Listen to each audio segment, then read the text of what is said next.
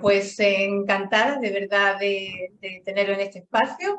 La secuencia para las personas que nos estáis viendo, en primer lugar van a tener una serie de intervenciones y van a comentar cada uno la temática, cada uno y cada una es la temática desde la perspectiva que haya elegido.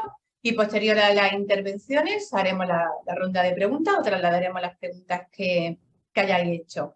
Así que si te parece, Isabel, es la primera, así que tienes la palabra cuando quieras.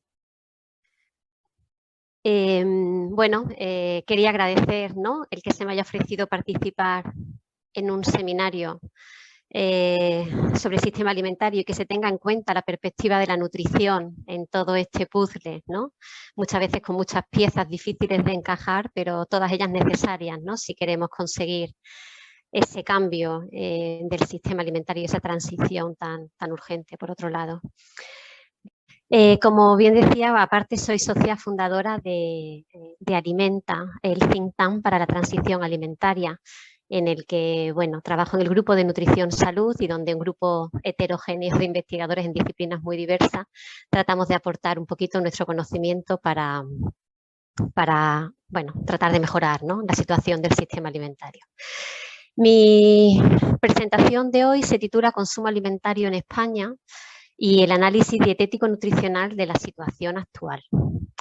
Y bueno, si yo les preguntara acerca de cuál creen ustedes que es la tasa de sobrepeso y obesidad en España, no sé si las cifras les resultarán más o menos novedosas o conocidas, pero bueno, en la población española, los últimos datos de la OECD estiman que el 53% de la población española tiene exceso de peso.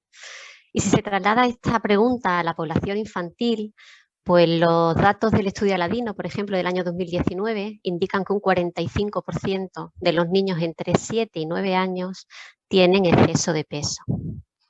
Esta situación es especialmente alarmante por dos cosas. Por un lado, porque las tasas no paran de aumentar. Cada vez hay más exceso de peso. Cuando hablo de exceso de peso, evidentemente no hago solo referencia a los kilos corporales, sino que cuando hablamos de sobrepeso y obesidad estamos haciendo mención a una situación patológica de enfermedad, ¿de acuerdo? Donde hay una alteración de parámetros bioquímicos, metabólicos, etcétera. Bien, este exceso de peso, esta obesidad, por un lado, como decía, cada vez es mayor, pero es que además otro aspecto importante a considerar es que está causando muchísimas patologías y por lo tanto muertes. Se estima que en la Unión Europea más de 1 millón de muertes se deben a patologías asociadas a la mala alimentación y en muchísimos casos a esta situación de obesidad. Lógicamente no es un problema aislado. El asociarlo a patología pues implica que la calidad de vida de la población empeora.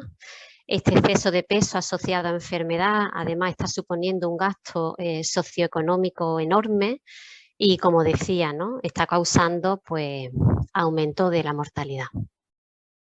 En España se estima que el gasto económico que supone las enfermedades asociadas a la mala alimentación son de 25.000 millones.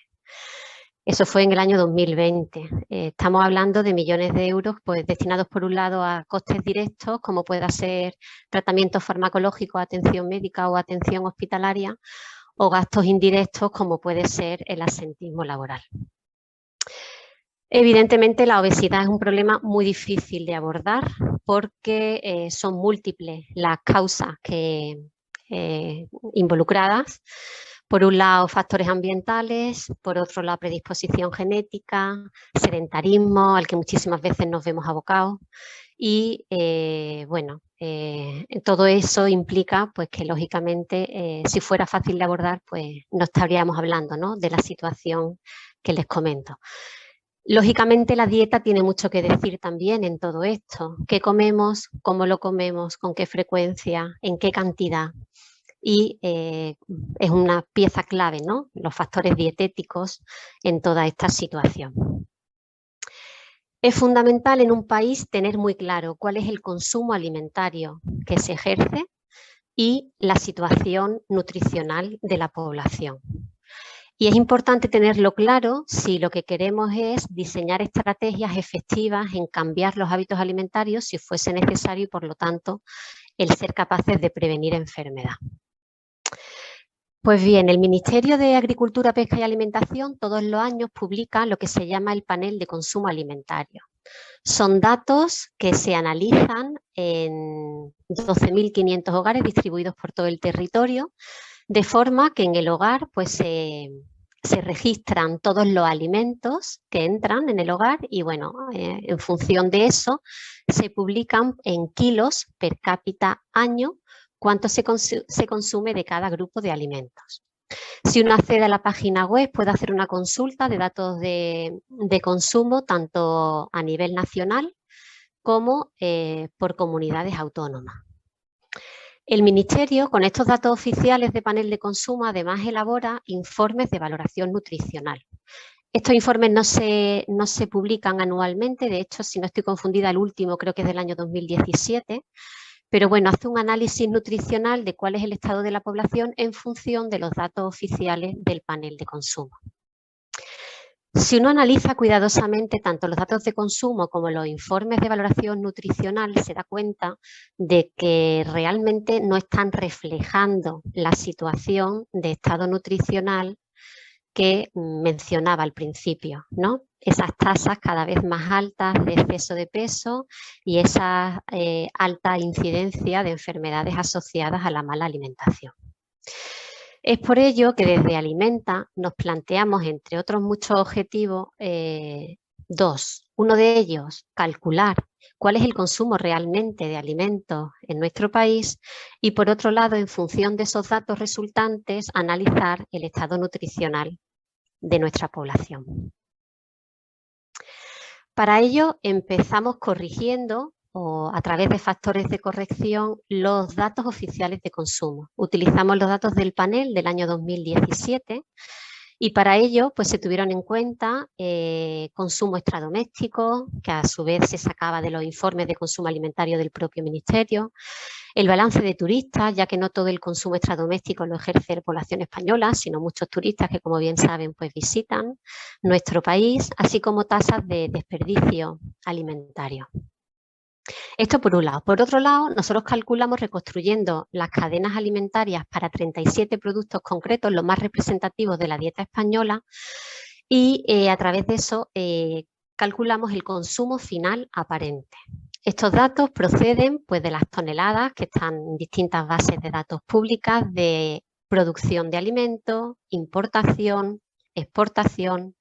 Además, en esta reconstrucción de las cadenas se tuvieron en cuenta la forma de consumo, puesto que no es lo mismo consumir una cantidad de alimentos de forma fresca que como ingrediente de un producto procesado. Se tuvieron en cuenta, por supuesto, el desperdicio alimentario a lo largo de la cadena y también pues, la producción de alimentos que realmente su uso no es el consumo humano.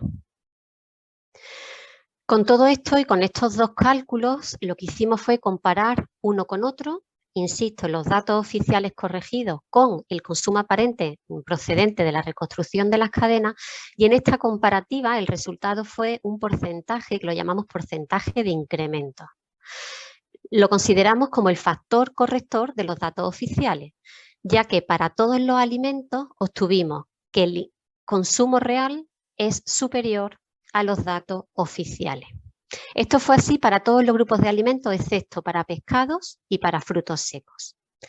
En esta tabla podéis ver en la primera columna el porcentaje de incremento. Como digo, todos se consumen, todos los grupos alimentarios, más de lo que indican los datos oficiales. Insisto, a excepción de pescado y frutos secos. Como pueden ver, los cereales, por ejemplo, se están consumiendo pues, un 51% más de lo que indica el panel de consumo. O en el caso de las carnes, un 50% más de lo que indica el panel de consumo. Con estos datos de consumo real que obtuvimos, se obtuvieron, lógicamente, en toneladas, tuvimos en cuenta la conversión en gramajes día y no solo en gramajes, sino también en raciones.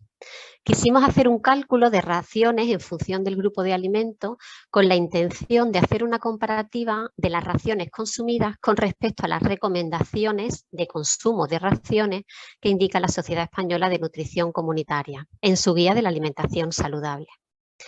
Comparamos las raciones consumidas con las raciones recomendadas y obtuvimos las ratios, la ratio RCR.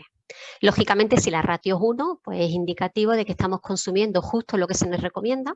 Si la ratio es superior a 1, es que estamos consumiendo más de lo que se nos recomienda.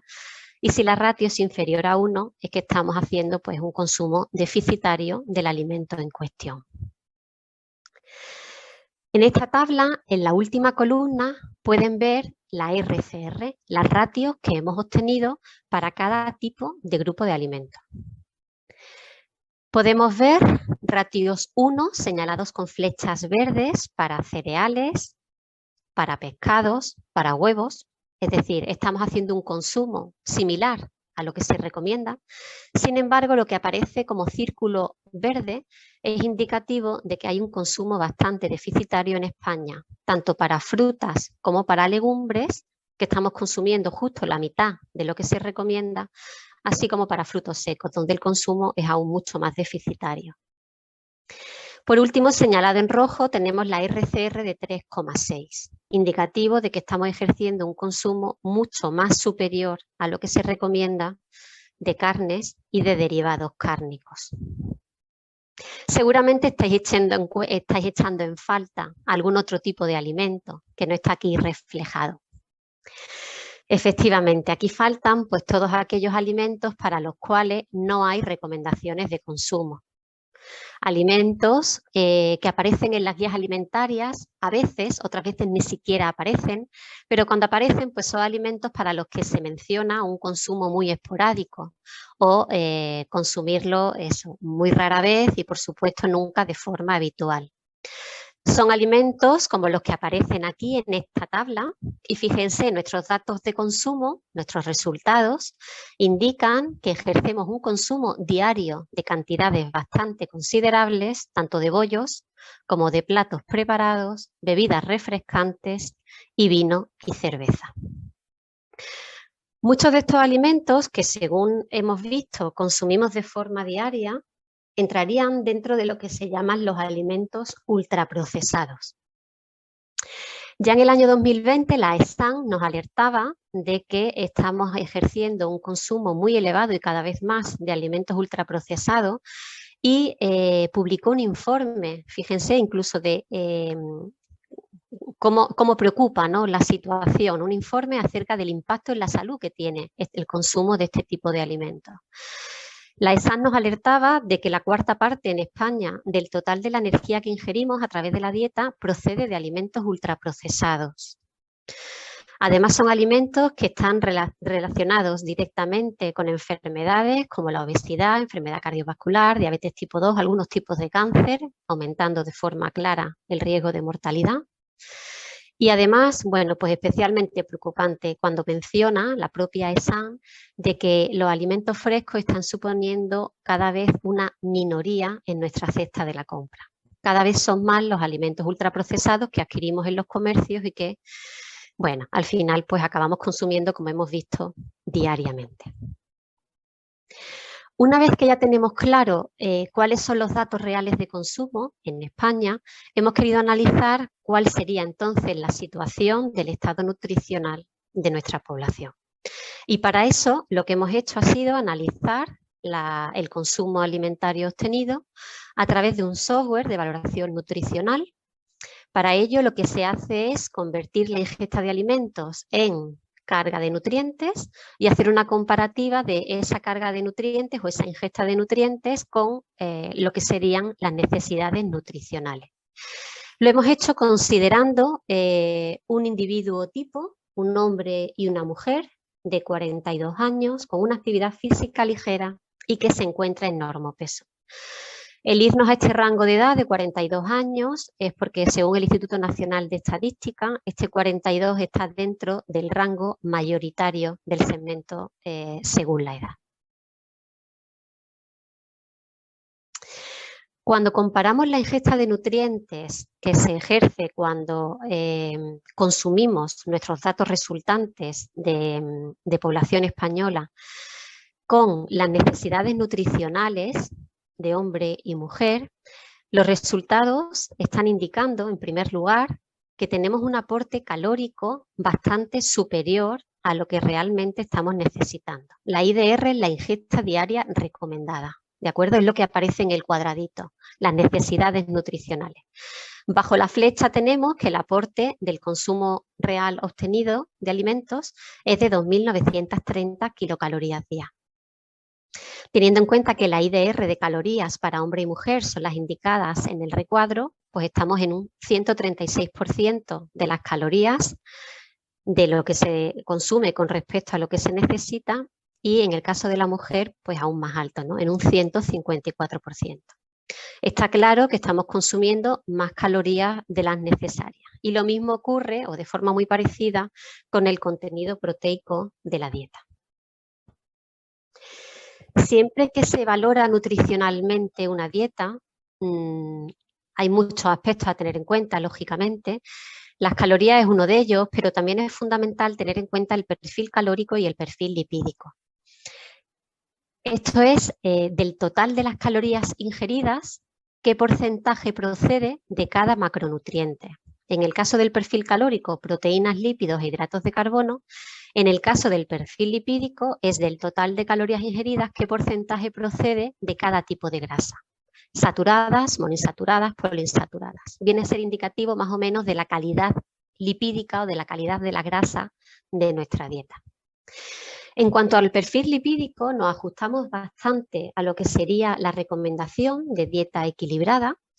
Sin embargo, cuando nos fijamos en el perfil lipídico, nos damos cuenta de que estamos haciendo un consumo alimentario y una dieta excesiva en grasa saturada. La recomendación es entre el 7 y el 8% de las calorías a partir de grasa saturada, y nos estamos moviendo en un 12,5%. Y bueno, también es algo preocupante el tema del colesterol. La recomendación es que no superemos los 300 miligramos día, y la media pues ha sido, para este caso, por encima, ¿no? Por encima de este límite máximo recomendado. Como conclusiones podríamos decir, en primer lugar, que parece que los datos oficiales de consumo están infravalorando la cantidad de alimentos de casi todos los grupos alimentarios, excepto pescado y frutos secos, que hay un consumo diario y de cantidades considerables de bollos, platos preparados, bebidas refrescantes, cerveza y vino, que cuando hacemos una comparativa de las raciones consumidas con respecto a las recomendadas, nos damos cuenta de que estamos muy por encima de las recomendaciones de consumo de carnes, hay un consumo muy excesivo, y que sin embargo estamos consumiendo la mitad de frutas y legumbres de los recomendados, y mucho menos de frutos secos. La ingesta calórica está sobrepasando nuestras necesidades nutricionales, y también tenemos un exceso de grasa saturada y de colesterol. Estos resultados de consumo y de estado nutricional sí que podrían justificar los datos que mencionaba al principio, esa alta prevalencia de sobrepeso y obesidad y esa cada vez más frecuente enfermedades asociadas a la mala alimentación. En estos datos del Ministerio de Sanidad y Consumo del año 2020 vemos los porcentajes de población que tienen hipercolesterolemia, que tienen hipertensión, que tienen diabetes, todas ellas asociadas a mala alimentación, así como algunos tipos de cáncer. Por supuesto, la influencia de la alimentación en la salud está más que evidenciada, pero no podemos olvidar, ¿no?, que dentro del sistema alimentario el eslabón consumo pues también es una pieza clave cuando hablamos de impacto ambiental. El consumo de carne es especialmente preocupante, hemos visto que es muy excesivo y bueno, es uno de los grandes responsables, ¿no?, de muchos de los parámetros medibles, ¿no?, dentro de la sostenibilidad. La Comisión Eat Lancet en el año 2017 nos decía que es imprescindible hacer un cambio en la dieta para proteger nuestro planeta y nuestra salud. Me parece que es bastante evidente que con nuestros resultados esto queda más que justificado, que es así. Tenemos un urgente de cambiar hábitos alimentarios y de que el sistema alimentario también cambie en muchos sentidos, pero yo, bueno, concretamente me estoy centrando en el eslabón consumo. El panel de expertos para el estudio del cambio climático el año pasado decía: la adherencia de la población a dietas altas en proteínas de origen vegetal y bajas en carnes y en lácteos es una de las medidas para mitigar el cambio climático. Justo lo contrario de lo que estamos haciendo. Nos están recomendando, y se está recomendando, y así lo hacen las guías, un consumo de proteínas vegetales siempre bastante superior, ¿no?, que las animales, y sin embargo, pues ya hemos visto, ¿no?, que las legumbres están en un consumo muy deficitario, los frutos secos también, y sin embargo las carnes pues están, es lo único, ¿no?, que ha resultado como excesivo con respecto a lo que se recomienda. Bien, querría ser algo optimista, se puede cambiar y bueno, confiemos en ello, ¿no? Creo que una de las piezas clave es ser conscientes de la situación. Por ello, el haber analizado todo esto y el haberlo publicado muy recientemente, se publicó en enero de este año. Y bueno, como punto de partida, ¿no? Una vez que se es consciente y que se conoce la situación real, pues a partir de ahí seamos capaces, ¿no?, de hacer estrategias de cambios de alimentos y, como digo, el considerar el consumo como una de las piezas del sistema alimentario que es posible cambiar. Por mi parte, eso es todo. Bueno, enhorabuena por tu intervención, enhorabuena también por el trabajo que desarrolláis desarrolláis desde Alimenta, que subrayan un poco también la necesidad de tener datos reales y detallados sobre lo que es realmente el consumo de alimentos para que se pueda evaluar lo que es el valor nutricional de los hábitos, o sea, de nuestra dieta, de un país. En este caso nos hemos centrado más sobre la población que vive en España.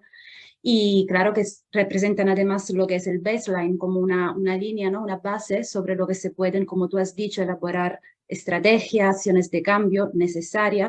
Y entonces, enhorabuena por la intervención, pero por el trabajo tan importante que desarrolláis desde Alimenta. Gracias. Y voy a pasar la palabra a Ferran. Cuando quiera ya puedes empezar con tu intervención. Un placer compartir este rato con vosotras, también con Nicolás, con Isabel. Voy a intentar ajustarme al tiempo, aunque tengo tendencia a la verborrea, pero voy a intentar ser buena persona y ajustarme.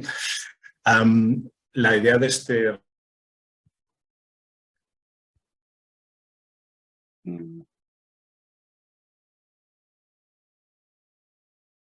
Bien, lo que ha contado Isabel, el primer elemento es la magnitud del problema de la salud alimentaria, o de cómo la mala alimentación o la alimentación insana está actuando sobre nuestra salud. 2, ¿por qué está pasando esto? 3, ¿cuáles son algunas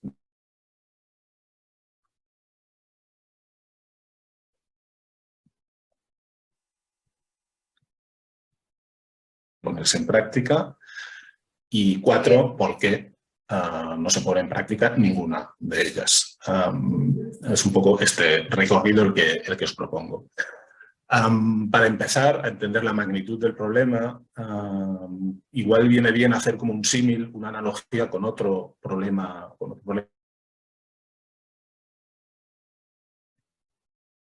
Ferran, mira, no sé si nos estás escuchando, nosotros te escuchamos un poco entrecortado y también la imagen, sí, nos escuchas bien ahora porque la imagen a veces se pixela y hay como tramos en los que no te estamos escuchando. Quizás sí durante la intervención, para estar segura, si quieres que va a continuar los problemas de red, si quieres apagar la cámara, lamentándolo mucho porque es menos directo, pero que por lo menos aseguremos que te podemos escuchar, si te parece, o probar, no sé si puedes probar alguna otra conexión o algo para que te podamos escuchar como te mereces.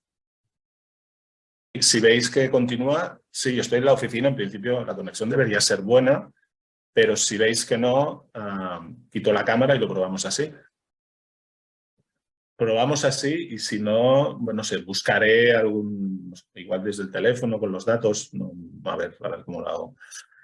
Bueno, me avisáis si veis que no, que no funciona. Sí, bueno, pues nada, os decía estos 4 puntos, pero como si todo va bien pasaremos por ellos, pues ya lo...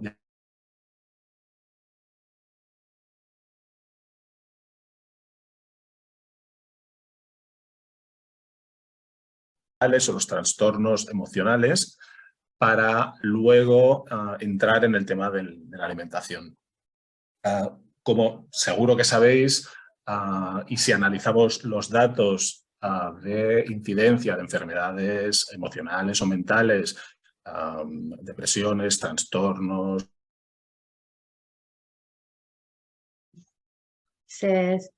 Ferran, que se corta de todas formas la conexión, o sea, no logramos escucharte.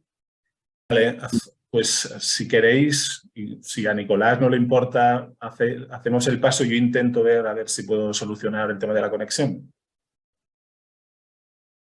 Sí, ¿Me habéis oído? No, ¿eh? Sí, te escuchamos, Ferran. ¿Te parece, Nicolás, que puedas adelantar tu intervención para darle opción a Ferran que encuentre otra vía de conectarse? Sin ningún problema. Perfectamente, Alicia, Natalia, gracias. Si os parece, comparto una presentación que tengo PowerPoint. Perfecto. Pues mirad, gracias por la invitación. Como decía Chabela, Isabel Cerrillo, es un placer compartir con vosotros lo que llevamos discutiendo estos meses atrás dentro del propio Grupo Alimenta. Igual que Isabel está más centrada en consumo alimentario y en la parte de nutrición, nosotros hemos abordado el tema de exposición química o exposición ambiental a través de la alimentación. Por eso la presentación se llama Exposición humana a residuos tóxicos provenientes de los alimentos. Hablaré algo de los antecedentes muy rápidamente y he elegido varios ejemplos, ¿no? Primero, la presencia de pesticidas en la alimentación convencional, algunos componentes del envasado o inertes en la formulación y un resumen muy pequeñito de efectos en salud. Mirad, como bien se ha comentado y decía Isabel Cerrillo del trabajo de Lancet, el grupo EAT de Lancet, el año 19 hubo una publicación que para nosotros es un antes y un después de la revista médica Lancet, que hablaba de alimentación en el antropoceno. Primero presentaba que el antropoceno es la nueva era geológica en la que hemos entrado, en la que la fuerza dominante del cambio en el planeta es la especie humana. Pero hablaba esta revista orientada hacia la clase médica fundamentalmente de las grandes desviaciones del consumo, que cuando leíamos esto en el 19 teníamos que hacer caso de esas desviaciones globales o el caso de Norteamérica, y que afortunadamente que ahora con el trabajo de Chabela o de Isabel Cerrillo y de su grupo sabemos que también son desviaciones de la dieta española. Por ejemplo, este 638% de exceso de consumo de proteína de origen animal que se hace o que se lleva a cabo en Norteamérica, en detrimento del porcentaje de consumo de otros alimentos como serían frutas, verduras, alimentos frescos, hortalizas y cereales. Este desvío de del patrón óptimo de alimentación, ya sea el patrón EAT Lancet o la dieta de Harvard o la dieta mediterránea, no solamente tiene consecuencias para la salud, como nos han comentado hasta hace un momentito, sino que también ahora sabemos que tiene un enorme impacto medioambiental. El gran acierto de la publicación de Lancet es que coloca juntos y a los profanos, como éramos muchas veces los sanitarios, el tema de sostenibilidad y el tema de salud. Y propone que la producción y consumo de alimentos es el instrumento más eficaz para optimizar la salud actual de la población humana, de la población en la Tierra, y además mantener o procurar la sostenibilidad medioambiental. La transformación alimentaria es, por tanto, una necesidad y es un amplio rango de medidas sin precedentes adaptado por todos los sectores del sistema alimentario, y que va desde la producción hasta la composición de las dietas. En resumen, saludable y sostenible tienen que ir de la mano. Ese año 2019 también nos presentó la gran oportunidad de la Unión Europea del gran reto verde europeo, de European Green Deal, en donde parecería que la Unión Europea iba a ser gobernada por ONGistas verdes, dado el atrevimiento de la propuesta de cambios para conseguir que el año 2030 y 2050 llegáramos con una recomposición de la normalidad sobre la Tierra. El Lancet hablaba mucho de dieta y composición de los alimentos, pero no se metía en presencia de contaminantes en la alimentación. Repasas el documento de 76 páginas original y no hay ni una sola mención a contaminantes. El Pacto Verde Europeo sí que tiene una apuesta importante sobre el uso de productos químicos en la producción agroalimentaria y, de hecho, de las diferentes acciones que hay, una de las más destacadas es el que se conoce actualmente como de la granja a la mesa, Farm to Fork, en donde se procuraba una reducción significativa del empleo de productos químicos en la producción agroalimentaria y un aumento significativo en Europa para el año 2030 de la superficie cultivada en ecológico. No obstante, sabemos, y esto muy rápido, que la situación actual geopolítica, la propia guerra de Ucrania, ha hecho que al menos 19 países quieran retrasar esta transformación y que digan que por el momento las condiciones económicas no van a permitir unirse a esa acción tan atrevida. En cualquier caso, nosotros tenemos que seguir vigilando que la exposición humana a estos contaminantes ambientales está relacionada con la producción agroalimentaria, con la comercialización y con la preparación de los alimentos. La mayor parte de los productos utilizados para el aumento de las cosechas y la producción agraria están vinculados a el petróleo y significa el empleo de fungicidas, herbicidas, insecticidas y de productos antiguos que se prohíben y nuevos que son teóricamente menos peligrosos. Aquí está la lista predominante actualmente de grupos químicos y de utilidades, de tal manera que, por ejemplo, Natalia, los herbicidas han pasado en Europa a ocupar un lugar superior al consumo de insecticidas y los fungicidas también al de herbicidas. Hay un cambio en los actores en el nuevo teatro de producción. Nos dicen siempre que somos unos alarmistas, que en realidad el consumo de pesticidas, como indica esta gráfica de Eurostat, está disminuyendo importantemente en la Unión Europea, pero cuando haces un buen análisis de la propia figura y te observas que el eje de ordenadas estaba truncado, pues la verdad es que las variaciones no son ni tan llamativas ni tanto como nos habían propuesto. Y de hecho tenemos que dar la mala noticia de que España vuelve a ser la campeona de Europa en el consumo de pesticidas, con cerca de 80 millones de kilos. Superamos a Francia, por ejemplo, aquí se ve muy claramente en fungicidas, ya la superamos o nos quedamos muy próximos en el caso de herbicidas, pero un país que no tiene una superficie agrícola tan importante tiene un enorme endeudamiento o esfuerzo puesto en el consumo de productos agrícolas para la producción agroalimentaria.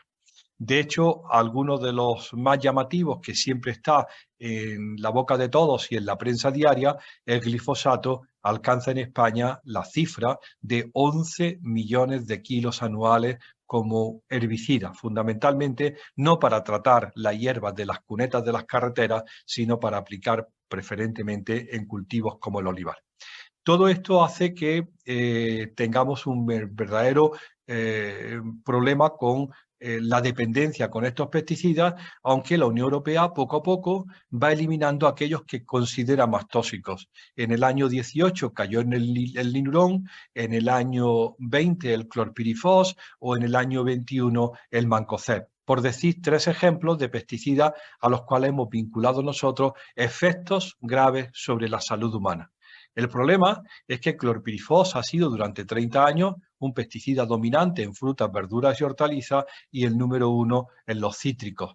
Alemania denuncia a España por la presencia de clorpirifos en la naranja en el año 21, cuando ya estaba prohibido, y España denuncia a Turquía por la presencia de clorpirifos en las naranjas turcas en el año 22, sin saber o sabiendo todos que en el año 19 todas las naranjas tenían clorpirifos, puesto que era el pesticida más frecuente y más abundante. Nosotros que nos dedicamos a salud humana tenemos diferentes estudios epidemiológicos, uno conocido en la cohorte Infancia y Medio Ambiente, que reclutó 3.500 mujeres embarazadas y sus hijos hace 20 años en Asturias, Guipúzcoa, Cataluña, Baleares, Valencia y Granada, y eso nos ha dado posibilidad de medir cómo es la exposición real de la población infantil o la población adolescente. En los resultados recientemente publicados de la cohorte INMA, con datos del año 12 al 19, en niños y niñas de 8 a 10 años, 11 y 13 y 14 y 16, os tengo que decir que tenemos la desagradable noticia que daros de que el 83% orinan todos los días pesticidas organofosforados. Esto nunca debería de haber ocurrido. Con esos números de seguridad mágicos que utiliza la administración de que un poco de residuo nunca va a alcanzar la dieta humana, eso no se está cumpliendo. El sistema ha fracasado, fundamentalmente por una cosa, Alicia, porque el efecto es combinado, porque estos productos están en la orina de todos los niños y lo que hay es un verdadero cóctel de productos químicos. Una mención muy pequeña a algo que nos preocupa también mucho, que es la fase de empaquetado y de venta de los productos químicos. Asistimos a un lanzamiento increíble de la presencia de derivados del petróleo en forma de plástico desde los años 60 hasta el año 2020, con unas previsiones increíbles de que se va a multiplicar por 10 esta producción de plástico. En muchos de los casos para el empaquetado alimentario y, por tanto, suponiendo una exposición de la población. Nosotros hemos estudiado algunos de estos monómeros que se utilizan para el policarbonato y las resinas epoxi, que ya sabemos que la Unión Europea los prohibió en su uso en los biberones en el 30 de junio del 2011, pero que siguen estando en esas grandes botellas que se utilizan para consumo de agua en cualquier oficina pública y que además son presentes en esas aparentes, inocentes bandejas de plástico de policarbonato sacado del curso 2021, lo que se le oferta por los productores a los colegios. Es decir, no hay ningún sentido a que pudiendo utilizar bandejas de acero inoxidable, la comida caliente te la pongan en una bandeja de policarbonato cuyo monómero bisfenol A es claramente tóxico. Algunos países como Francia eliminó el plástico de los comedores ya en el año 2018.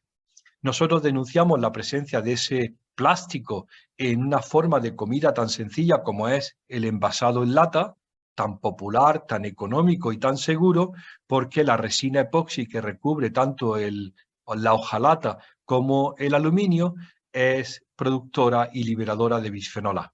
La Unión Europea prohibió ese tipo de resinas epoxi en los alimentos para niños menores de 3 años en el año 18 y ahora parece que por fin se va a prohibir, aunque ha llegado el 31 de diciembre y la EFSA no ha dado ese paso adelante, en cualquier tipo de envase alimentario para cualquier edad.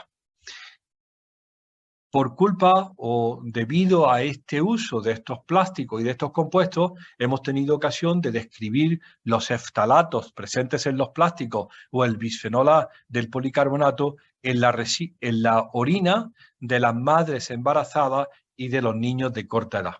Realmente hoy día sabemos que está presente en todos los niños de Europa. Nuestro proyecto Human Biomonitoring for You ha demostrado que lo que no se esperaba sí ha ocurrido.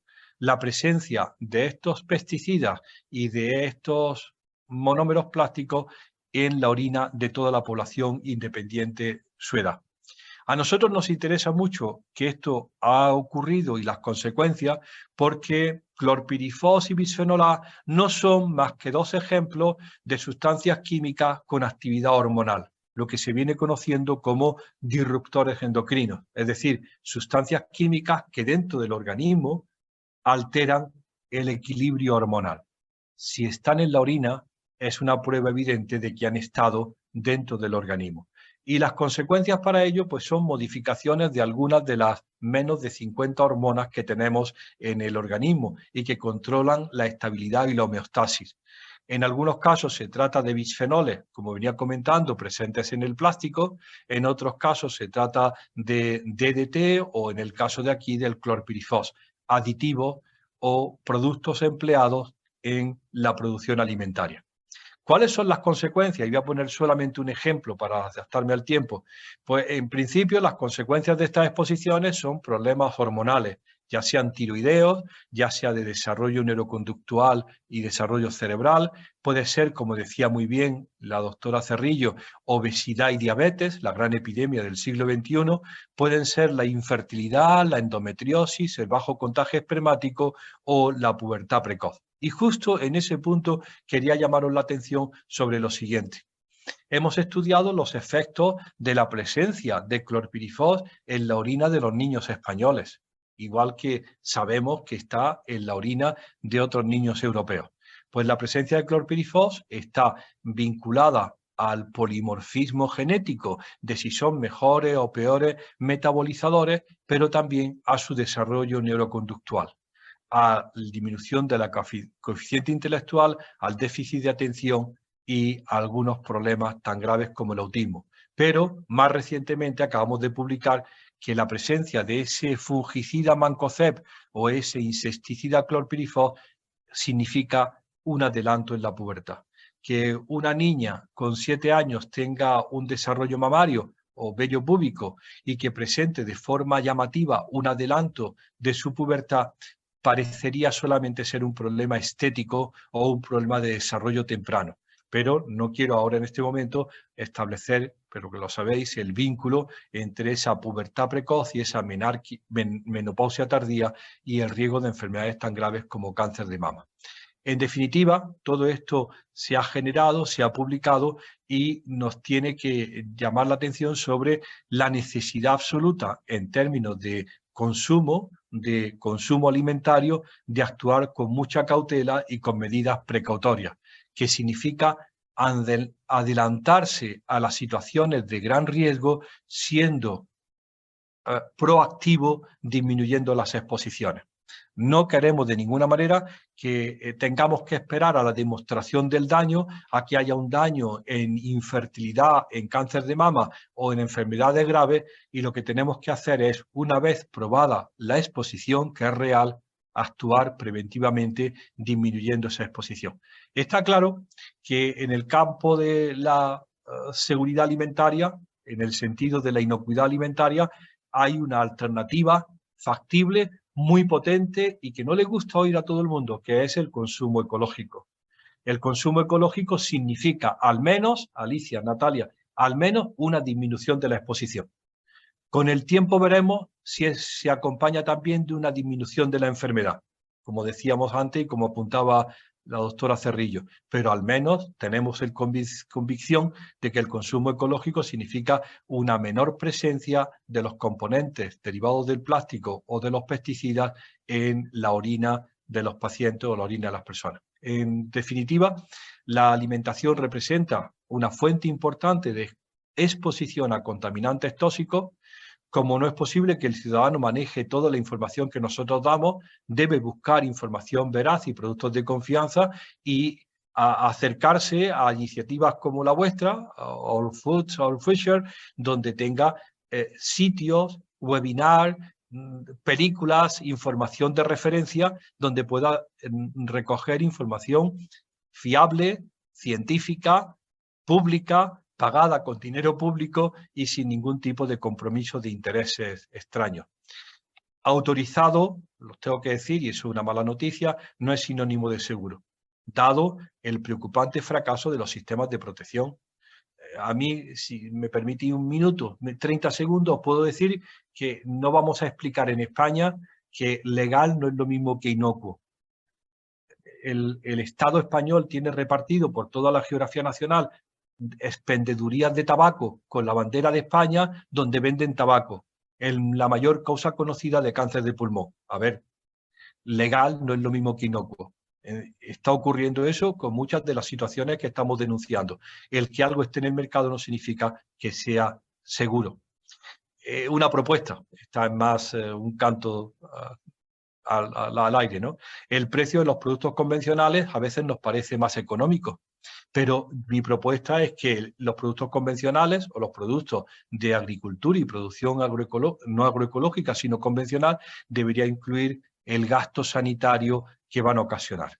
Incluir en ese precio lo que me va a costar el psicólogo para el déficit de atención, el ginecólogo para la endometriosis o el oncólogo para el cáncer de mama. Entonces, seguro que consumir ecológico nos saldría mucho más barato. Gracias por vuestra atención. Por también toda la información que ha aportado y la ampliación de este punto de vista, que si bien lo habíamos tocado con el tema de los pesticidas, pero hasta ahora no se había abordado todos esos productos químicos o tóxicos químicos que producen lo que tú comentabas como disruptores endocrinos, así como otras muchas disfunciones en el cuerpo. Y que es muy importante y que entiendo que en términos generales, porque siempre hay personas más preocupadas que otras por algún tema y hay gente más preocupada por el tema de alimentación, nutrición, o se intenta al menos. Pero también comentabas tú, obviamente que la gente se tiene que informar, pero muchas veces tienes que tener una gran preocupación o ocupación por el tema porque te lleva bastante tiempo descifrar todo, o sea que tienes que dedicarle porque o el sistema alimentario o el sistema económico o el sistema en general no lo pone realmente fácil cuando quiere de verdad cuidar la alimentación y la nutrición. Y luego, o sea, ojalá todo el mundo o se informara o hubiera mucha más información de forma directa e indirecta, porque creo que si se escuchara más o se hablara más o dijera más, entraría con tanta normalidad como han entrado que comamos tóxicos a diario, aún sabiendo que, aunque pensemos que a largo plazo es cuando nos crea el daño, o se crea en términos generales como visión, pero es lógico pensar que si algo creemos que a largo plazo no está causando el daño, diariamente también lo está causando. Gracias. Y va a depender de los cuerpos, va a depender de los sistemas, pero igualmente estamos hablando de tóxicos en los alimentos y tóxicos graves, con lo cual súper importante que haya abordado esta información.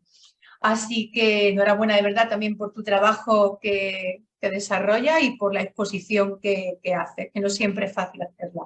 Así que enhorabuena. Y Ferran, estamos con muchas ganas también de escucharte, así que vamos a confiar ahora en la conexión.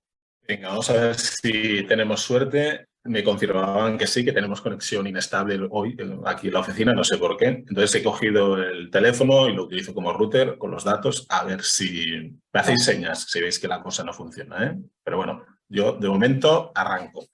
Nada, os decía al principio en esa conexión fallida que muchísimas gracias por invitarme, por invitarnos. Un placer compartir con Nicolás, Isabel y con todas vosotras este espacio. Las 4 paradas del itinerario que os comentaba, que se han quedado como casi a mitad, es básicamente, por un lado, ver la magnitud del problema de la alimentación insana, porque seguramente a veces, al menos a mí, cuando empezamos a investigar este tema, me sorprendió. El segundo es por qué hoy en día la alimentación se ha convertido, ya os avanzo, en el principal problema de salud de nuestra sociedad. ¿Por qué? La tercera parada sería, bueno, algunas de las principales propuestas que se están intentando llevar a la práctica para revertir esta situación. Y el cuarto es por qué ninguna de estas iniciativas se ha puesto en práctica en ningún país. En algún país alguna cosita, pero digamos que como paquete completo de medidas políticas para revertir la situación de la alimentación insana o de las enfermedades asociadas a esta alimentación insana, no se ha producido en prácticamente ningún país y en el Estado español está a la cola de esta historia. Entonces, para no perder tampoco mucho tiempo, Si analizamos la magnitud del problema, lo que podemos hacer es coger cuáles son los principales riesgos para la salud que existen con datos del Estado español.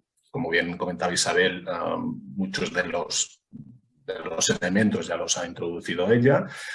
Ahí tenemos, por ejemplo, la hipercolesterolemia, la hipertensión, sobrepeso y obesidad, etc. Hay una serie de elementos, está el tabaco, está el alcohol, etc., contaminación química.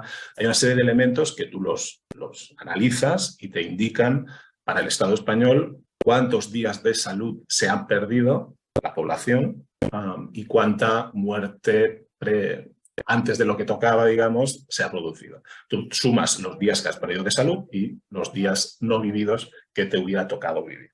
Vemos que es una medida de la enfermedad de una población.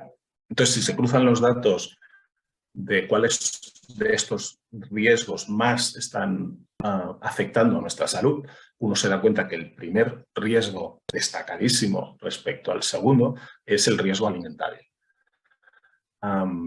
En parte se entiende porque buena parte de estos riesgos, como os decía, hipercolesterolemia, la hiperglucemia, la hipertensión, son elementos o riesgos clarísimamente asociados a las dietas y a la manera como se consumen los alimentos.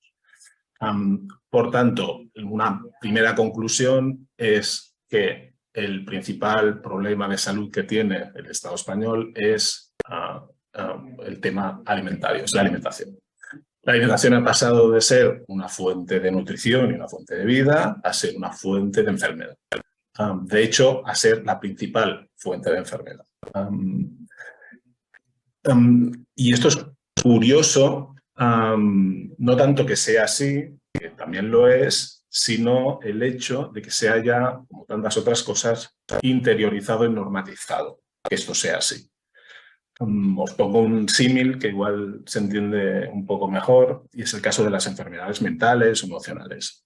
Seguro que sabéis, si uno analiza datos de presencia y de prevalencia de estas enfermedades en nuestra sociedad, son altísimas.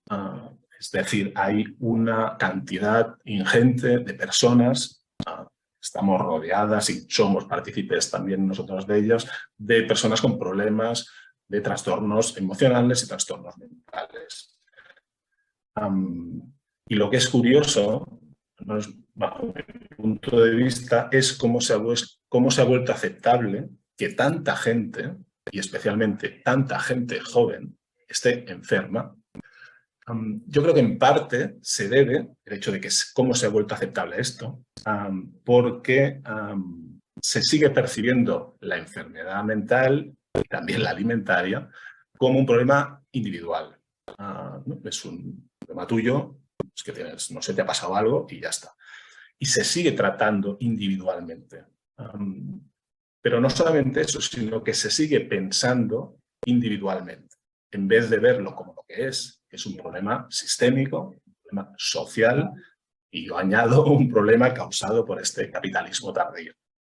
Es una enfermedad social. Pero claro, la manera de tratar eso es muy distinto cuando es un problema supuestamente individual y entonces se medicaliza individualmente el tratamiento, que cuando es un problema social y entonces hacen falta políticas públicas para eso. En el caso de la alimentación me parece que funciona exactamente igual, o lo que comentaba Nicolás, es como si la contaminación química por disruptores endocrinos, ¿no?, te dijera, bueno, esto es una cosa tuya, no sé, tú sabrás qué has comido, tú sabrás por dónde te has movido, tú sabrás, en vez de verlo como lo que es, ¿no?, una consecuencia de un modelo productivo, etc. Bueno, con la alimentación parece, bajo mi punto de vista, pasa exactamente lo mismo. Se sigue percibiendo como un problema la enfermedad asociada a la mala alimentación individual.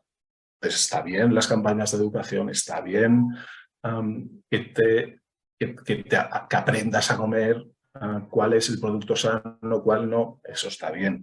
Pero como no es un problema individual, sino es un problema social y estructural, con eso solo no basta. El segundo punto del cómo hemos llegado hasta aquí, voy a ser hiper breve, claro, se ha producido en los últimos 30 años, especialmente una transición alimentaria muy drástica y muy intensa. La dieta de hace 50 años en todo el mundo, pero si nos centramos en nuestro entorno, no tiene nada que ver con la nuestra de ahora, tampoco de hace 20 o 25 años. Ese cambio, esa transición en nuestra dieta y también en la manera de producir alimentos, en los sistemas alimentarios, pero vamos a centrarnos en el consumo. Básicamente, las dos grandes modificaciones han sido, siendo muy resumido y muy simplista, por un lado, el incremento, la presencia alta en cantidad de carne y derivados cárnicos. Eso hace 30 o 40 años no era así. Y dos, la presencia masiva de productos procesados y ultraprocesados en nuestra dieta. Cuando Isabel lo comentaba, ¿no? Cuando uno analiza un poco las pirámides nutricionales, los consumos, ¿no? Los lácteos, los cereales, las carnes, los pescados, un poco esas categorías alimentarias, en realidad hay como una especie de categoría perdida, que es la alimentación procesada, porque alrededor del 70% de nuestra alimentación está basada en alimentación procesada, no es alimentación fresca.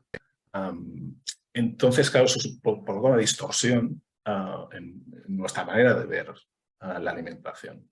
Cuando hablamos de alimentación procesada, que es la mayoritaria en nuestra dieta, eso incorpora una serie de elementos que, entre otros, pero básicamente son unos de los principales responsables de las enfermedades asociadas a la alimentación. Cuando uno analiza por qué estamos enfermando tanto a través de la alimentación, normalmente se indica porque hay la presencia excesiva de una serie de elementos o de ingredientes peligrosos cuando se consumen en exceso. Básicamente azúcares, grasas saturadas, sal. Cuando estos elementos están en un consumo excesivo respecto a las recomendaciones, entonces aparecen enfermedades. Pero estos ingredientes no viajan en el ciberespacio ni viajan solos por el universo, sino que están vehiculados a través de la alimentación procesada. El vehículo que nos enferma es la alimentación procesada. Nosotros lo tenemos bastante claro. Solo eso, no hay otros elementos. Pero ese es un elemento central, troncal, para entender por qué los datos de enfermedades asociadas a la alimentación no paran de crecer y empeorar. Van en paralelo al consumo cada vez mayor, más extenso de este tipo de alimentación. También hay otro problema asociado a esto, y es que muchas veces no puedes diagnosticar, no puedes saber dónde está el problema de la alimentación procesada. Más o menos todo el mundo creo que tiene claro que el consumo excesivo de azúcar, por ejemplo, es malo para la salud. Que el consumo excesivo de sal es malo para la salud, porque un producto muy graso, grasa saturada, es malo para la salud.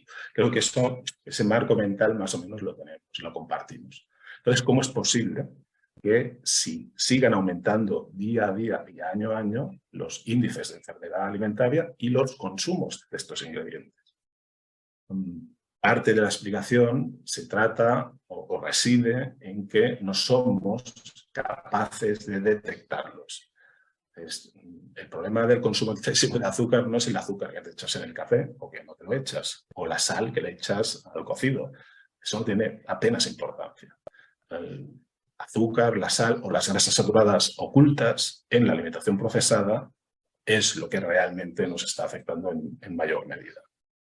Entonces yo creo que este elemento de alimentación oculta o de enfermedad oculta que viaja en una alimentación procesada es un elemento importante para entender esta situación.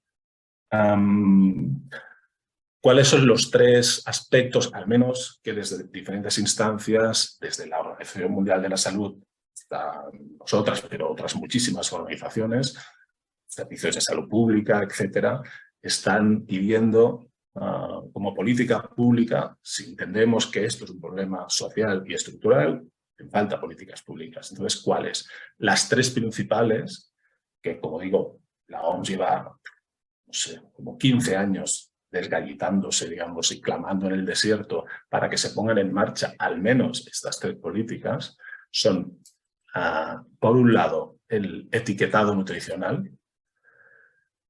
Si aceptamos esta hipótesis de que tenemos dificultades como personas consumidoras para detectar cuando un alimento es alto en azúcares, alto en sal o alto en grasas, y eso es así, y los estudios indican que esto es así, porque el etiquetado nutricional es complejo hoy en día, en condiciones de compra reales, con el tiempo que tenemos en el supermercado y cómo vamos, es extremadamente difícil ir con una lupa, con una calculadora, con una libreta, con un bolígrafo y empezar a hacer multiplicaciones. Y además saber cuál es la cantidad de azúcar necesaria, etcétera. Si esto es así, y esto no es así por casualidad, una recomendación parecería que razonable sería decir, oye, tú me pones en los productos, en los alimentos, en el frontal, un aviso claro, evidente, rápido, que diga alto en azúcares, alto en sal, alto en grasa, así, rojo, vistoso y en el frontal. Esta es la reivindicación desde hace tiempo, poner un etiquetado nutricional claro, efectivo. ¿Efectivo para qué? Efectivo para reducir el consumo de estos productos. Supongo que ya se ve que hay una contradicción irresoluble entre la venta de estos productos y la enfermedad o la salud. Es decir, que hay una tensión irresoluble entre el negocio de las corporaciones agroalimentarias y la salud de la población. Eso uno o otro. No, son 2 vasos comunicantes. A medida que mejora la salud de la población, necesita reducir el consumo de este tipo de alimentos. ¿Cómo lo consigues? Con diversas cosas, pero una de ellas que ayudaría es este etiquetado nutricional. Hay muchísimos países que lo han puesto en marcha, pero no en Europa. Están casi todos, al menos los que nosotros conocemos mejor, en Latinoamérica, desde México hasta Chile. Cada uno con su estilo, con su manera, pero en todos existe. Nosotros y otra mucha gente llevamos intentándolo en el Estado español y en Europa durante al menos, desde hace 12 años al menos. Y sigue en un cajón y va a seguir así. Un segundo elemento importante, además del etiquetado, es la publicidad. La publicidad, especialmente la publicidad dirigida a público infantil. Si uno analiza la cantidad de impactos de publicidad y de marketing en general, no solamente publicidad estricta, que inciden en la población infantil, de alimentación procesada o insana, uno se queda absolutamente flipado. Con datos del Estado español, cada día aproximadamente el número de anuncios que ve una persona de menos de 16 años, esto unos 95 al día, son alrededor de 34.000 impactos publicitarios al año. Especialmente concentrados en franjas de horario infantil y especialmente concentrados en canales infantiles o de programación infantil. Eso solo en teles y radios. Si uno coge videojuegos, redes sociales, el impacto es mayúsculo. Todo eso tiene efecto en el consumo de este tipo de alimentos por parte, por ejemplo, de la población infantil. Pues sí, toda esta cantidad de dinero de la industria alimentaria puesto en marketing tiene un retorno en consumo. Si no, sería un poco extraño hacerlo. Por tanto, que haya una protección y una regulación de esta publicidad de tal manera que no llegue al público infantil, porque es una población vulnerable, es otro elemento que parece claro para combatir esta epidemia de la mala alimentación. Hoy en día no existe ninguna regulación pública de alimentación insana dirigida al público infantil. Ninguna. Y un tercer elemento, ya así voy acabando, tiene que ver con el tema del precio. También comentaba un poco Nicolás con el tema de la alimentación ecológica. Hay una divergencia clara y evidente, los datos lo dicen, entre las políticas de salud las políticas impositivas alimentarias sobre los alimentos. Es decir, la alimentación insana y la alimentación fresca, en general, hay productos que no y hay situaciones que puede que no. Pero en general, si uno coge los datos, se da cuenta que una dieta basada en alimentación procesada, y alimentación procesada además chunga, digamos, más barata, es mucho más barata que la otra. Entonces esto tampoco nos debería extrañar, porque si uno analiza los datos de enfermedades alimentarias asociadas a la alimentación por clase social, también por género, pero por clase social, uno se da cuenta de que esta enfermedad alimentaria incide con mucha más frecuencia en clases populares, por diversas razones. Pero una de las razones seguro que no es porque estas clases populares sean más estúpidas que el resto de la población a la hora de escoger alimentos, ¿no? Si tú puedes escoger un alimento que no lleva azúcar o no lleva sal, o es fresco o es cercano, o incluso ecológico, seguramente lo cogerás. Si no lo haces, es por otras razones. Una, por lo que hemos dicho antes, porque no siempre es fácil distinguir cuál es el que lleva más o cuál es el que lleva menos. Pero la segunda es porque es más barato. Y este elemento del precio de la alimentación saludable respecto al precio de la alimentación insana es un elemento que hay que tratar políticamente, hay que corregirlo. Si lo dejas al mercado, pasa lo que pasa. Por tanto, armonizar las políticas de salud con las políticas de precios alimentarios para que vayan coordinadas, no divergentes, como hasta ahora, es otro elemento que parece clarísimo para poner en marcha. Hay otros, pero al menos estos tres, un etiquetado nutricional claro, que te indique claramente qué alimento es sano y cuál no. 2, regular la publicidad de alimentación insana a la población infantil. Y 3, reducir el precio de la alimentación saludable e incrementar el precio de la insana, son 3 elementos trascendentales e impepinables para revertir la situación en la que nos encontramos. Ningún país ha revertido los datos de mala alimentación o alimentación insana y enfermedades asociadas a esta, ninguno, porque ningún país, menos hasta donde nosotros conocemos, ha aplicado una política integral como se ha hecho en otros aspectos de la alimentación insana. Porque detrás de ello está el enorme poder de la industria alimentaria. Ya termino simplemente con 30 segundos. Nosotros, como os decía, llevamos 10 años con intensidad trabajando este tema y intentando hacer con otros colectivos incidencia política con estos temas en los distintos gobiernos y administraciones.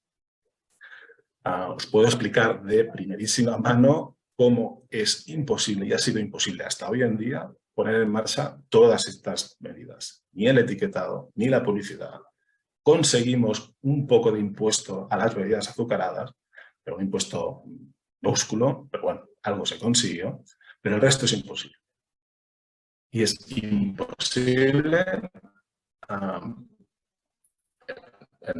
por ejemplo, en el caso de la publicidad, por un bloqueo sistemático del Ministerio de Agricultura que tiene a la industria alimentaria detrás. El bloqueo es sistemático. Y esto es así. Entonces, digamos que el diagnóstico parece claro, las medidas, al menos algunas parecen claras, el bloqueo parece claro, y por lo tanto la lucha está en marcha, porque todo esto, digamos que está claro. Bueno, igual me he enrollado un poquitín, pero aquí. Perfecto, Ferran. Bueno, enhorabuena por este análisis clara de este proceso de transformación de la alimentación, del concepto mismo y de su función, que tendría que ser eso de dar vida y de nutrir, y se ha convertido en algo que crea enfermedad, y también por subrayar lo que son las responsabilidades de quien vende los productos, o sea, esa industria alimentaria que al fin y al cabo es la que se beneficia también económicamente, porque al fin y al cabo parece que el sistema alimentario está hecho para crear beneficio, no para dar vida, no para nutrir. Y también de quien permite que este modus operandi, esa estructura, siga siendo así, pero es verdad que también hay muchas iniciativas que nos dan esperanza, que están transformando ese sistema alimentario, están transitando hacia criterios de mucha más sostenibilidad, respeto y entonces es un sistema que es bastante entramado, que necesita mucho trabajo, pero la política pública también tiene responsabilidades en esto, pero estamos en proceso de transformación. Y no sé, Alicia, si quieres pasamos a la sesión, porque supuestamente ahora terminamos con las intervenciones. Si hay preguntas, la contestamos. Y no sé, Alicia, ¿cómo va el chat? Pues ahora mismo no hay preguntas, tampoco han puesto ninguna duda o pregunta o comentario en YouTube, así que a las personas que estáis en directo, de verdad os animamos a poder hacerla y que podamos trasladarla. Y bueno, pues mientras tanto hay algunas cosas sí creo que merece la pena señalar o ampliar un poco más la información, o simplemente daros la opción también de que podáis debatirla entre vosotros y vosotros. Y un tema que no ha salido, no era necesario que saliera, de hecho, o al menos desde nuestro punto de vista, creemos que incluso es necesario que no salga, salvo por ampliar la información y luego también por saber vuestra opinión, que en todo caso, desde ya decimos, aparte del matiz que acabo de dar sobre nuestra opinión, todas son respetables y importantes de escuchar.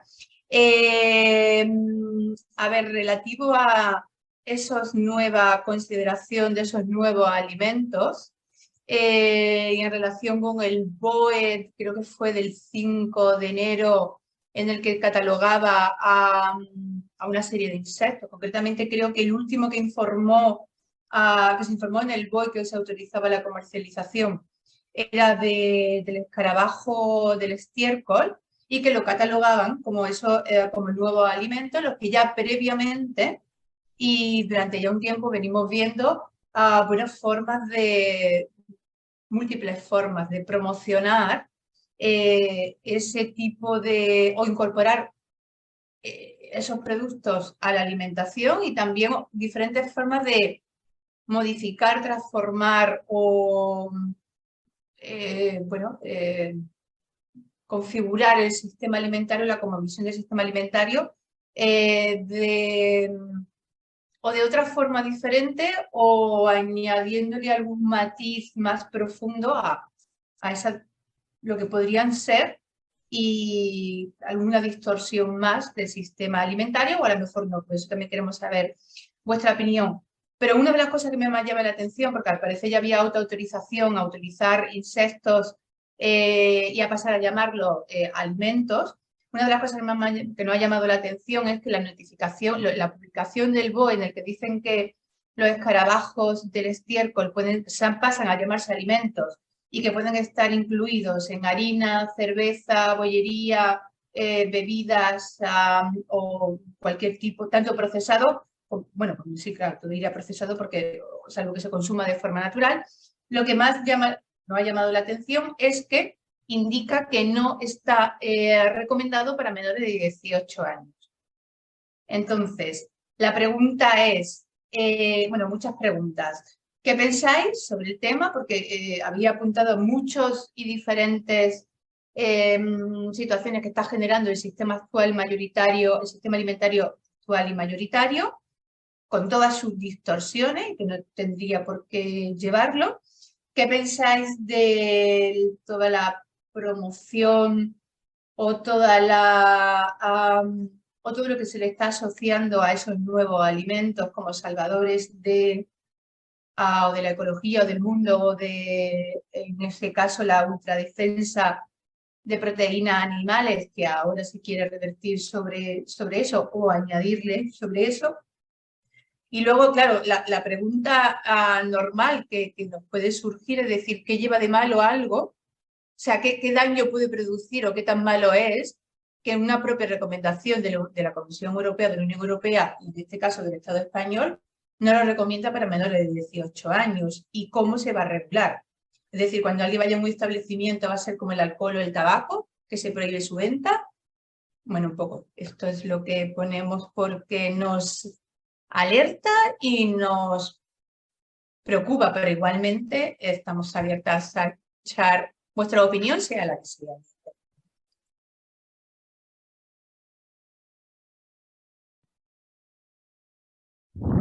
Bueno, mi opinión personal es que en absoluto son necesarios. Yo abogaría más por volver a lo tradicional y a lo que se hacía hace no tantas décadas, ¿no? Todo este boom que se le da a nuevos alimentos, pues posiblemente la finalidad, como bien decías, es buscar fuentes proteicas diferentes, pero insisto, es que en absoluto es necesario. Yo creo que los movimientos agroecológicos hacia una producción mayoritaria de leguminosas, por ejemplo, que fomentaría su producción, lo cual ya es bastante beneficioso para el panorama de la agricultura actual y de la situación de nuestras tierras, ¿no? Siempre va a ser, bajo mi punto de vista, insisto, en mi opinión personal y particular, mucho más beneficioso que tratar de gastar energía en buscar nuevas cosas.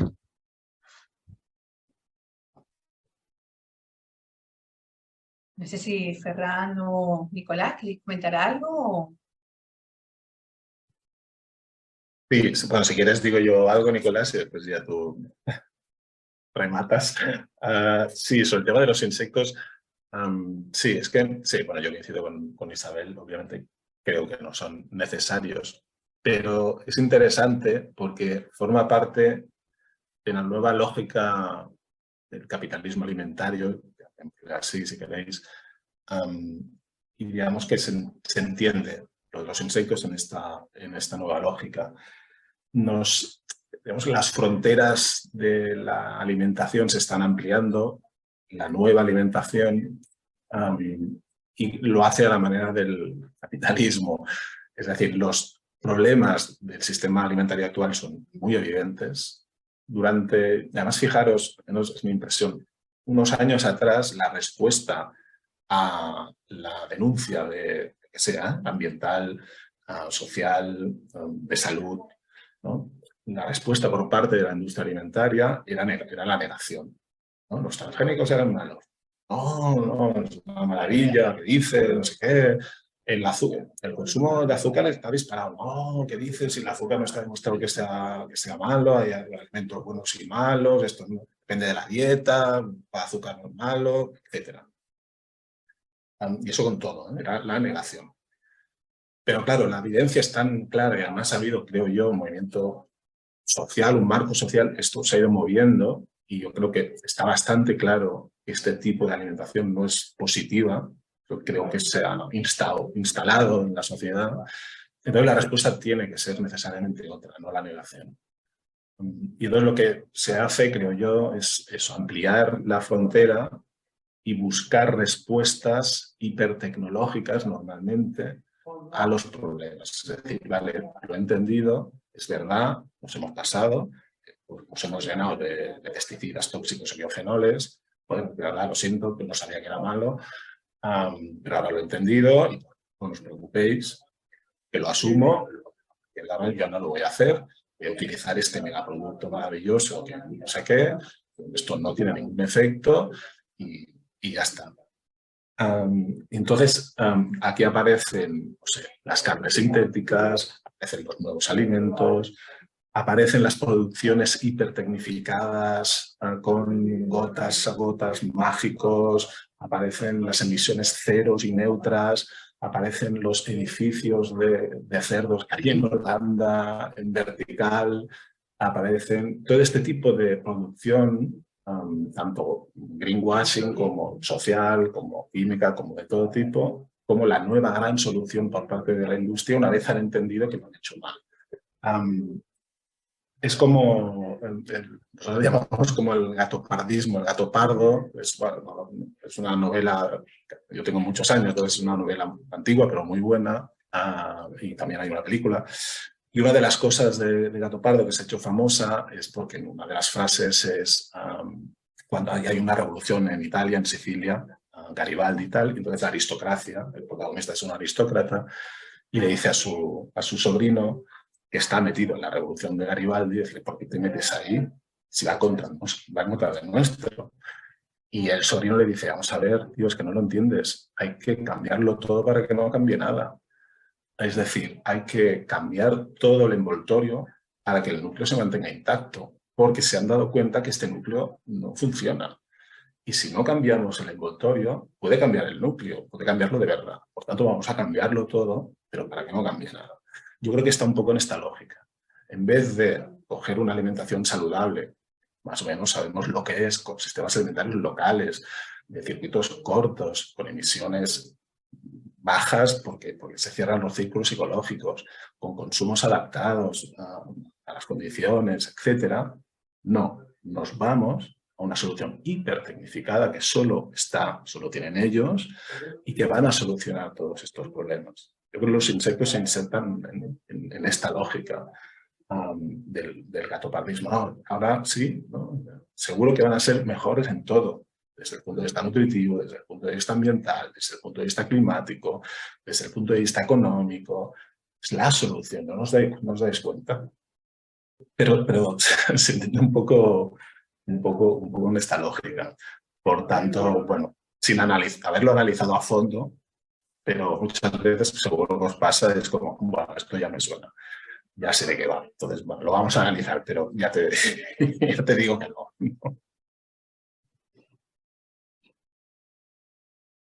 A ver, yo no puedo contestar directamente al asunto de la aparición de esas nuevas fuentes de alimentos, pero sí que coincido con lo que dice Isabel y lo que dice Ferran enormemente en esa respuesta, en ese ir hacia adelante del sistema convencional para ocupar parcelas, espacios y dar soluciones a algo que no es a la solución. Mirad, a nosotros nos asusta muchísimo la innovación. Ya sé que decir esto es que ya me echen de varios clubs, pero cuando hablan de investigación, desarrollo e innovación, me pongo a temblar cuando veo a los jóvenes ingenieros innovando.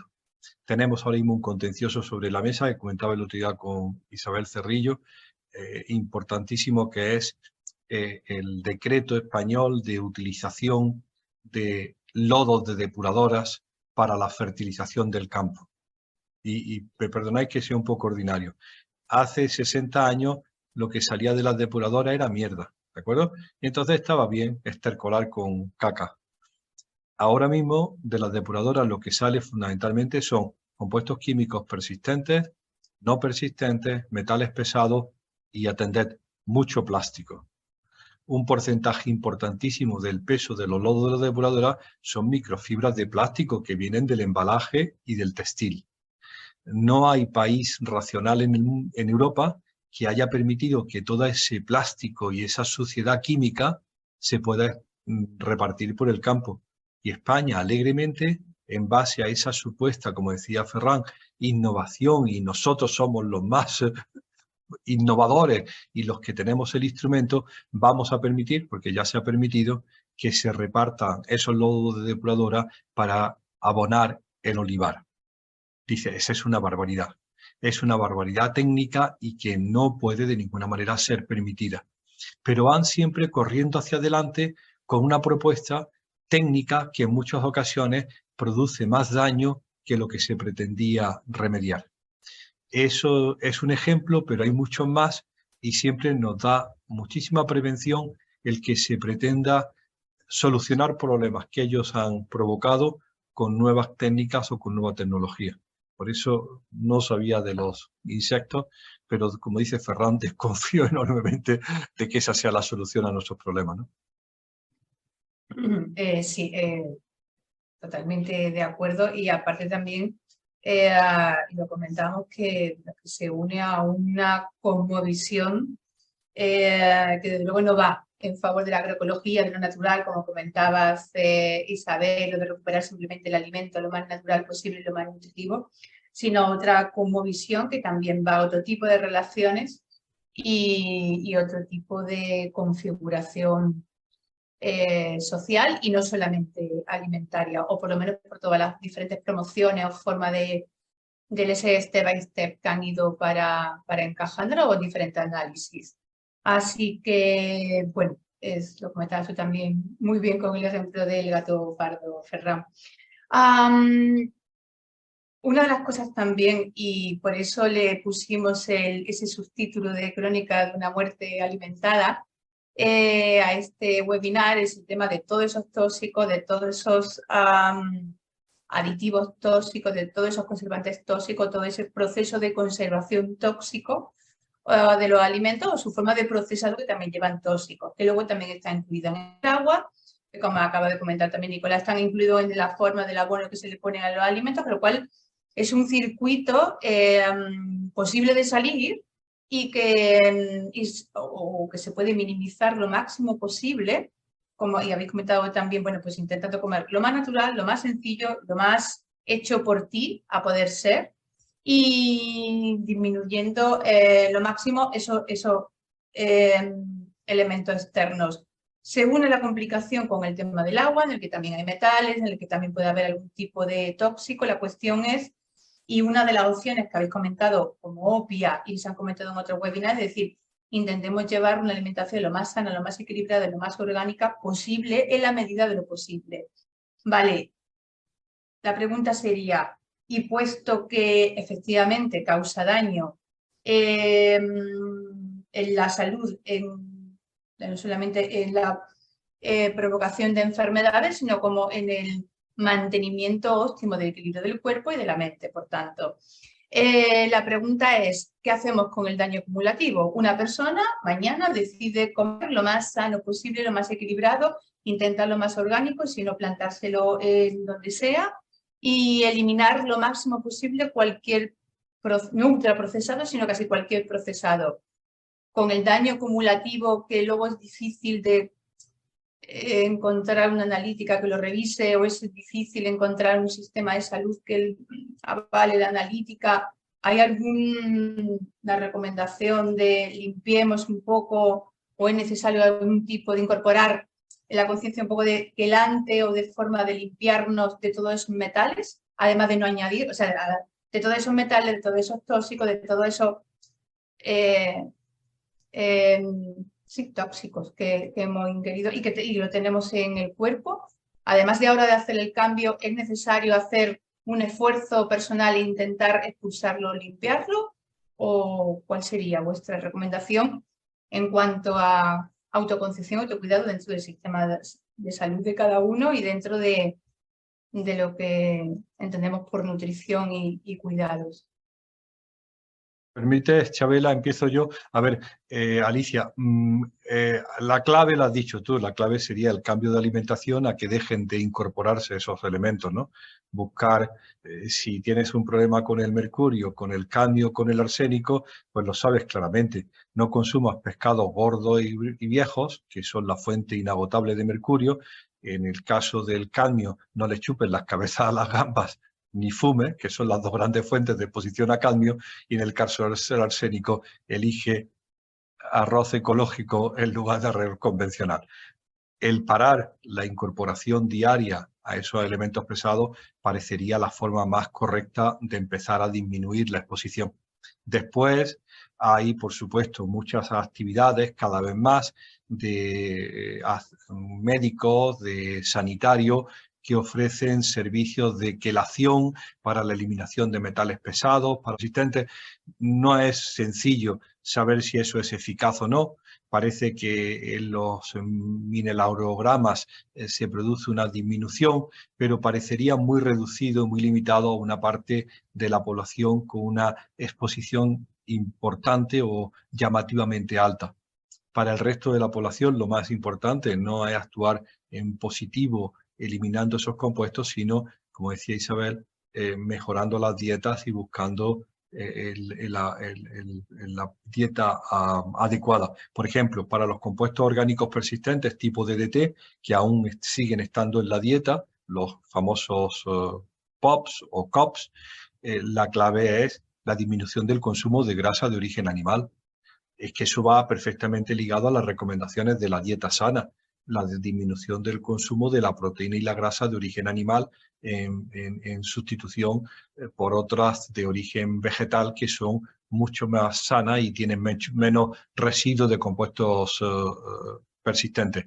En suma, creo que la corrección en la dieta y la adecuación de la dieta primero la apropiada, la adecuada, y segundo, la de procedencia ecológica, te permite hacer esa limpieza que tú buscabas, ¿no? Perfecto. Bueno, no sé si para terminar, si queréis comentar algo más, si queréis decir unas últimas palabras, ¿sí? Nicolás. Sí, quería hacer un comentario en esto de la innovación y la incorporación. Mirad, hace pocas semanas asistimos a otro, no sé si habéis dado cuenta que hay una efervescencia de leyes, decretos, reales decretos que están apareciendo desde finales del año pasado a estos meses y que no nos da tiempo casi a leerlo. Estamos todos asustados de la cantidad de regulación que está apareciendo. Y una de ellas es en torno a la economía circular, ¿de acuerdo? A nosotros la economía circular, como he comentado anteriormente, nos asusta un poco por lo siguiente. Hay una necesidad de certificación del fin de la condición de residuo para que algo se convierta en materia prima del paso siguiente, ¿de acuerdo? Es decir, la basura en un momento determinado tiene que ser certificada que deja de ser basura y empieza a ser materia prima para otro proceso. Eso ya nos lo habían advertido, es muy difícil y exige estar con los ojos muy abiertos, porque si no, se va a incorporar al modelo productivo y al modelo de producción de elementos nuevos algo que ya pensábamos que estaba fuera del mercado. Y me refiero a, por ejemplo, la reutilización de plásticos cogidos en el mar o la reutilización de elementos que se han tirado al estercolero, a la basura y que se recuperan.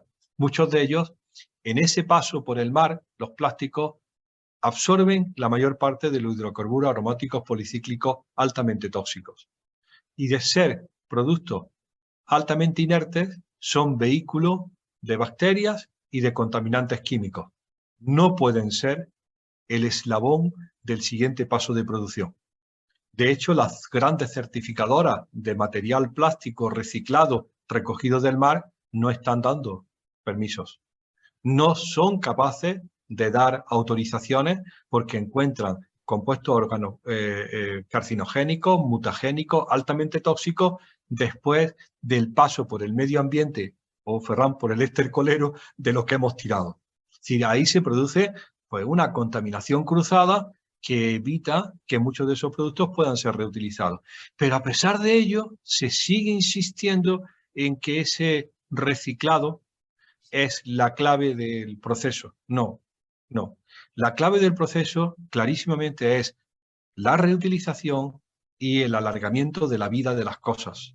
La reutilización, la reducción y el alargamiento de la vida, incluida la reparación, ¿de acuerdo? Es decir, que ese afán del reciclado lo que obedece es a otro negocio encadenado que va a permitir generar de nuevo riqueza para un intermediario, mientras que la reducción del envasado alimentario, la reutilización del envase alimentario, ya sea la bolsa de tela que te has comprado, yo siempre, Ferran, utilizo, Isabel lo sabe, la bolsa, la talega del pan, que estaba colgada detrás de la puerta con las barras de pan de cada día y que era de tu abuela, porque nunca hubo necesidad de cambiarla, la había bordado alguien en el año 40 y seguía allí colgada, y dice, la reutilización de materiales que tienen una vida media larguísima. Entonces, el reciclado no es la clave para salir de este embrollo, es la reducción, la reutilización. Imaginaros en el caso del vidrio, la reutilización del vidrio, el envase de volver a llenar y la reparación cuando sea posible. Era solamente un comentario para adornar la alimentación. Gracias. Pues buen apunte, Nicolás, y también necesario el enfoque crítico que le has dado. No sé si queréis para cerrar comentar algo más o cuál es vuestro apunte en cómo se transforma esto, qué hacemos, por dónde empezamos, aparte por la decisión personal, obviamente. Se sigue pidiendo cambios y en algún momento llegarán, pero parece que a veces no llegan y otras veces parece que pedir cambio a quien no quiere cambiar es un poco complejo. Entonces, ¿dónde está la mejor clave que creéis que se puede hacer individual y colectivamente? Yo no sé, abogaría un poco por la confianza en los alimentos frescos en primer lugar, y creo que es fundamental el cocinado casero de toda la vida. Yo creo que cuando uno compra fresco y lo prepara en su casa, controla perfectamente lo que está comiendo, y ese control se pierde cuando te vas al alimento ultraprocesado que mencionaba Ferran y que desgraciadamente está al orden del día y es el que más se tira, ¿no?, en un supermercado. Entonces, bueno, yo abogaría a nivel individual confiar en el consumo fresco y elaborado propiamente por uno. Y después, a nivel colectivo, es verdad que es todo mucho más complejo, ¿no? Estoy absolutamente de acuerdo en que las políticas públicas no están ayudando. Estoy absolutamente de acuerdo en esos 3 ejes que decía Ferran, que son piezas que podrían ayudar mucho, pero que no hay forma de que salgan adelante. Pero a nivel colectivo, dejarlo todo en manos de políticas públicas me da como miedo, ¿no? No sé si se podría hacer algo más allá de eso. Yo creo que el difundir, el intentar concienciar, no sé, son tantas cosas. Quiero pensar, ¿no?, que serviría de algo, pero es verdad que a nivel colectivo y a nivel social todo es muchísimo más complejo, porque estamos rodeados de un ambiente absolutamente obesogénico que no ayuda para nada a llevar a cabo una alimentación sana.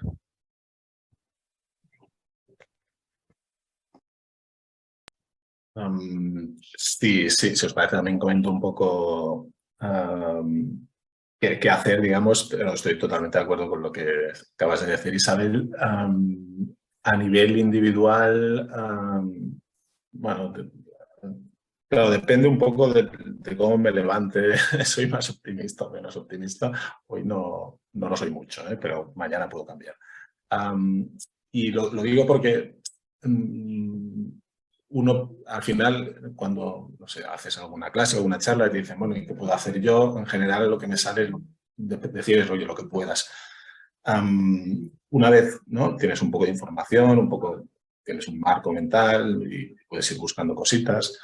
A nivel individual de consumo creo yo que es complicado. Todo lo que puedas hacer para justamente acercarte a ese tipo de alimentación que más o menos todos tenemos en mente, alimentación cercana, natural, no procesada, producido en agroecología, etcétera, mejor. Claro, acércate todo lo que puedas a eso. Lo que pasa es que no siempre es fácil ni siempre es posible, por diversos temas, económico, por temas de tiempo, dinero es la misma moneda, digamos, por X cosas, ¿no? Entonces, bueno, a veces se puede, a veces no se puede, a veces se puede un poco, a veces no se puede del todo. Bueno, pues tampoco hace falta agobiarse ni sentirse hiper. Si un día vas al Mercadona y compras algo, pues, oye, pasa nada, haz lo que puedas, haz lo que puedas. Porque, por desgracia, creo yo que nuestra libertad individual es relativa. Yo puedo tenerla porque tengo suerte, que tengo cierto estatus o lo que sea. Muchos colectivos que es más complicado, digamos, ¿no? Eso a nivel individual. Pero todo lo que se puede hacer bien, y el tema de educación es muy importante. Si se incorporara todo esto a nivel curricular, por ejemplo, y obligatoriamente, y dado que es un problema tan transversal y tan mayúsculo, y por tanto es necesario tener mentes críticas con capacidad para identificar todos esos problemas y reaccionar a ellos, estaría muy bien también que todo esto formara parte del aprendizaje humano en nuestro entorno. Todo eso es necesario. Pero además está lo otro, que también cuenta un poco Isabel, lo de las políticas públicas y tal, que sí, yo entiendo cierta... porque claro, el Estado es lo que es, las administraciones son lo que son. Bueno, los que llevamos más años igual aquí ya has visto tantas cosas que dices, bueno, seguiremos batallando, ya sé que igual no lo vas a probar, pero bueno, seguiremos batallando. Entonces, claro, hay cierta cosa, pero no, es un campo de batalla al que no deberíamos renunciar, yo el primero, porque ahí se juegan muchas cosas. Y el problema, creo yo, a la hora de dar recomendaciones así colectivas, parte del consumo es, bueno, eres una persona ciudadana, por tanto, ya sabes, una persona con capacidad política de cambio y de transformación. Y por tanto intentan, aparte de tú, júntate, ¿no?, lo que sea, o invéntate una organización, o súmate a las millones que hay, que vayan un poco en el rollo que a ti te encaja o te emociona, y trabaja desde ahí, desde la colectividad, para transformar, ¿no? Eso por un lado. Y a nivel de políticas es eso. Sí. Nos encontramos en una disyuntiva, es un poco lo que hablábamos antes, lo que decía Nicolás con los 40.000 decretos que existen, el nuevo greenwashing, el nuevo acuerdo verde europeo, en fin, todo este salto hacia adelante de este capitalismo, en el caso alimentario, pero también de los otros sectores, cuando se siente como acorralado, lo que hace es un nuevo salto hacia adelante para seguir acumulando nuevas fronteras. Y el actual se basa en eso, ¿no? Y está dando ese tránsito ahora mismo, y por eso nos están apabullando de supuestos cambios, nuevos marcos, nuevos planes, nuevas estrategias. Todos son verdes, todo es social, todo es sano, todo es tal, ¿no? Todo son agendas 20, 40. Por eso el bombardeo es total. Y cuando tú escuchas la música, en general dices, oye, pues la música no me suena mal, parece bien. Cuando coges la letra, entonces te das cuenta de lo que pasa. Lo digo porque es complejo, al menos mi experiencia, nuestra experiencia, es que estamos en un momento realmente complejo a nivel de incidencia política o de cambio de política pública, porque a nivel de confusión es alto, es alto. Si ya era complicado antes, cuando había como bloques muy claros, ahora es mucho más complejo, es todo mucho más fluido, es todo mucho más, sí, mucho más oscuro, mucho menos transparente, todo más hipertecnificado. Lo que os decía antes del gatopardismo, del gatopardo, se aplica a prácticamente todo. Entonces, lo ves bien, dices, economía circular, me suena bien, y haces a rascar y te das cuenta de que no vamos por un camino.